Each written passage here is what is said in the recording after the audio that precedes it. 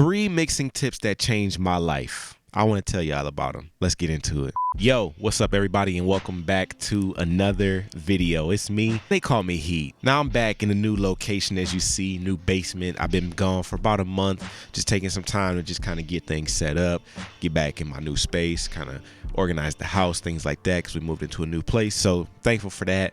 But you know, moving into a new place always kind of slows the creativity down.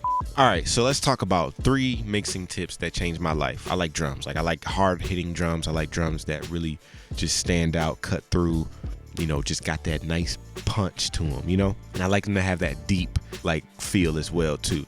It took me a while to really get them that way. I liked it like that, but I could never really master that like feeling or getting it to really feel like that. Now though, I have started accomplishing that within like the past 5-6 years. I want to show y'all kind of what I mean by that. I'm just gonna like show you how I go about my drums to get them punchy, because this is one of the things that really took things to another level for me.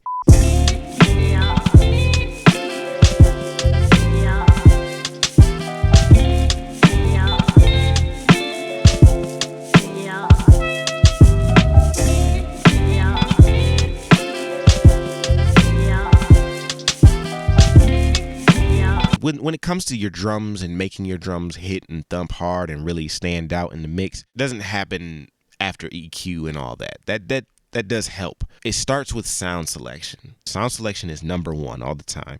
So that's one of the things that really truly helped me with making my drums just hit better, sound better, be better, punch through. You know, I always have good drums, and I always found good drums. If I get a drum kit and it doesn't have good drum sounds, or they sound recycled, or I already got them somewhere else, then I get rid of them. I don't hold on to them. I don't keep them. Only thing I keep is good drum sounds, good quality drum sounds. So I'm going to show you this drum loop before I take the effects off. Let me show you this drum loop real quick.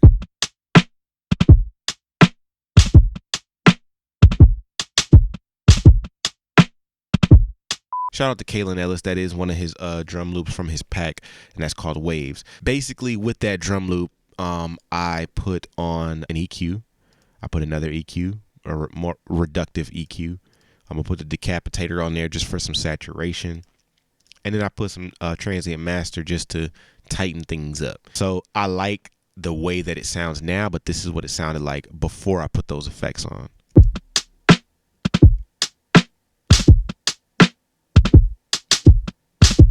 The reason I picked that loop is because I like the way that the kick sounds. The kick sounds real round, but it sounds like kind of like hollow as well. But that's what it sounds like to me. So I really like that, and that's what made me pick that drum loop. So I took it from there and I put those effects on it, and I tamed a lot of the frequencies that were going on, like the open hat. It was kind of louder. The snare was a little more open, and I tightened it up a little bit. When I put my effects on it, it sounds like this.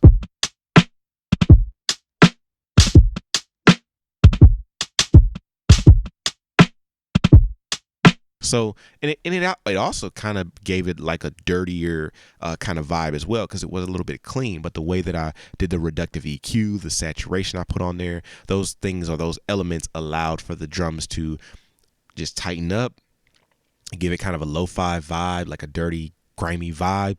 And then it made it hit a little bit harder as well. So for tip number 2, let's get into tip number 2. This one really helped me a lot, right? I mix my beats drums first. So I mix starting with the kick, and then I bring everything else in. So I can mix the kick first and the snare, and then I bring everything else in after that. When I do that, I always have to, obviously on the screen, as you can see, I didn't do it too much here, but usually I organize the sounds on the mixer as I bring them in. So like the kick would be the first thing on the mixer, then the snare, and then maybe the hi-hat, then maybe the open hat, or the bass or something like that. With this here, with my drums, because it's a drum loop, they're already on one whole track. So I didn't really have to, go too crazy with the mix as far as organizing and things like that.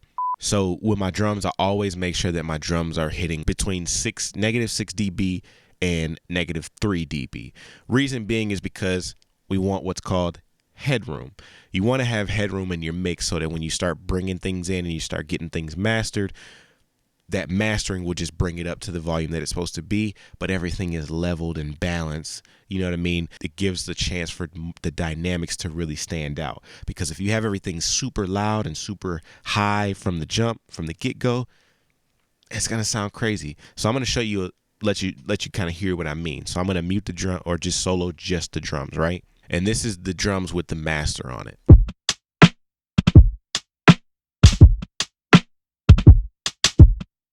And I use the L2 by Waves to master my beat. When I take that back off,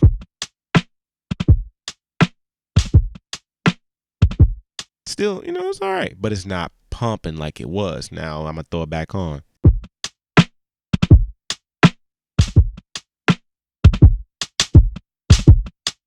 Changed my life right there.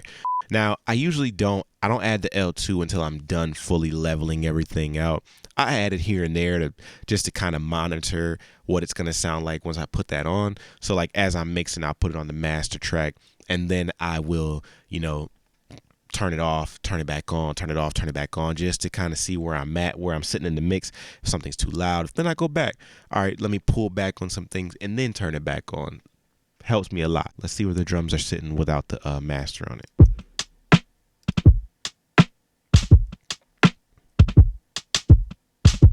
Sitting at a solid -3.1, and it sounds good. I mean, you heard the beat. I previewed the beat earlier. Everything sounds good after I turn everything on and put, you know, that master back on there. And then when I put the master on it, as you see, the meter will then go to 0.1 or 0.2. Sorry. All my meters are pretty low, or my levelers are pretty low, except my drums, and everything else is just, you know, kind of pulled back. A lot of engineers would say, oh, that's kind of not right, but it's really more so about what sounds good, not what visually looks okay. So visually, this may not look the right way to some engineers or some mastering engineers, but what sounds best is what always matters at the end of the day. All in all, basically what you want to do is you want to get your drums between -6 and -3, whatever sounds best, and then start adding in those other sounds. So the question is, why did I pull back if I'm just gonna put the master back on it to bring it back up to that level? What I'm doing is I'm allowing room for dynamics to come to be expressed, to be brought out. Now the dynamics of the whole track now can stand out, rather than things just being super loud and just playing and have no room in the mix. You want to have room in your mix in order for everything to sound good and sound good together cohesively. And that L2 plugin by Waves is available on their website. You can hit the link below in the description, and you can get you know, some percentages off for purchasing through that link there. So yeah, grab that L2. That'll be something that you could use for your mastering. There's also Ozone out there as well, but I use L2 just because it's super easy to use. Not too much that I really have to, you know, do. I can just set it and forget it. Now the last trick, this helped me, and it helped me in a major way. No, it literally helped me in a major way, using auxes or buses. So if you don't know what auxes or buses are, auxes and buses pretty much kind of serve the same purpose, right? So you have like an aux on mixers, you'll see like aux send. So basically like that's an input going to something else, right? You think about reverb. Normally you'd put reverb just on the actual track of like a sample. But what would be best, or the better option, would be to put a reverb on a send instead of putting it on the actual track. Why? Because now you have more control over the reverb rather than just using it by itself, right? Okay, so I have a very simple piano here, just the normal. This is normal FL keys, but we're gonna make this thing sound immaculate, all right? Just by this trick that I'm gonna show you. I could just put like a Valhalla room on the piano, and then, you know, I can play. It sounds good. It sounds good, but let's say maybe you want to put an EQ on that and you want to take out some of the frequencies. Let's say we want to take out the low end of the reverb, right? We're going to take out the low end like this.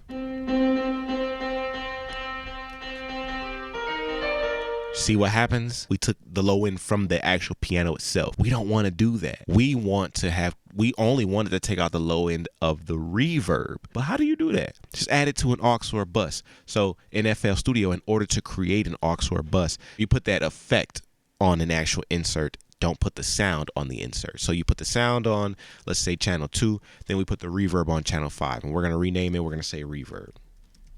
Boom. So we got the reverb on its own track, and we got the FL keys on its own track. And I'm going to put the EQ on that reverb track as well. So now what you have to do is you go to your actual sound that's on the mixer, and you send that to another track, but you keep it on the master because you still want to hear the normal dry signal as well. What we're going to do is now we sent it there,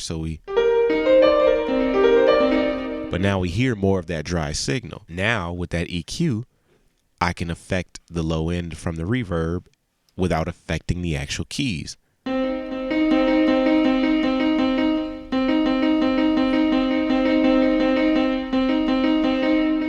See? Now, and then if I don't like, or if I don't want that amount of reverb, then I can just pull this back right here.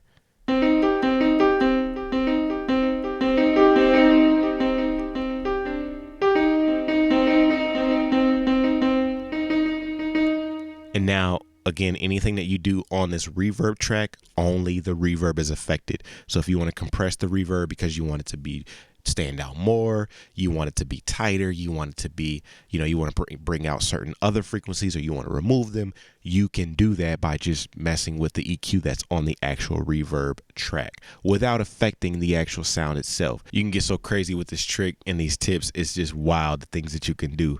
So yeah, make sure you take a second, mess with auxes and buses, and the things that you can do is endless. All right. I appreciate everybody watching. I hope that I inspire somebody to go create. Get to cooking that boom bap, or whatever you cook up. Just get to cooking. You know what I'm saying? That's what I'm all about, is just go create. If you like what you saw today, make sure you give the video a thumbs up. Make sure you subscribe to the channel too, and turn on all notifications just so you don't miss any more videos. You know the deal. You know the game. You've been on YouTube long enough. You know how it goes. All right. If you're not a member of the Heat Cafe on Discord, it is my community on Discord of producers, over 1,100 producers in there right now, so be sure to join in. It's absolutely free. We do weekly sample flips, monthly beat battles with prizes, all of that. So yeah, support the channel on Patreon, patreon.com/TheyCallMeHeat, and I'm gonna get up out of here, and until next time, I appreciate you for watching. Peace, y'all.